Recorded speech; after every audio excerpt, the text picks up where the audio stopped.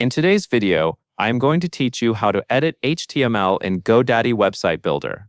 To begin, open your site in Godaddy Website Builder and click Edit Site.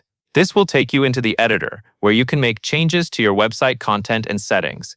Once the editor is open, your main focus will be the panel on the right-hand side of the screen. This is where Godaddy gives you access to different options for the section you are working on. In that right side configuration panel, look for the area labeled Custom Code. This is the section that allows you to work directly with code that has been added to your site.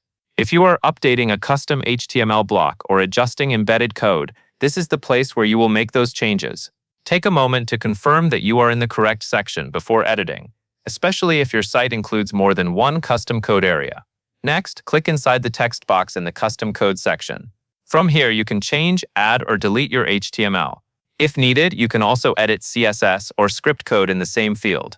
Make your updates carefully, since even a small change in code can affect how content appears or functions on the page.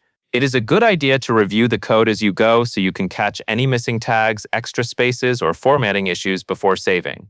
After you finish editing, go to the top of the right-hand panel and click Done. This confirms your changes inside the editor and closes out that editing area.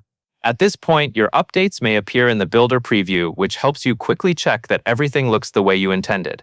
Once you are satisfied with the changes, click the Publish button in the top right corner of the screen. This is the final step that makes your edited HTML code live on your website. If you leave the editor without publishing, your visitors will not see the updates, so be sure not to skip this part. If your changes do not appear right away on the live site, refresh the page and check again. Sometimes it may take a moment for the latest version to show. With that, you now know how to edit HTML in Godaddy Website Builder.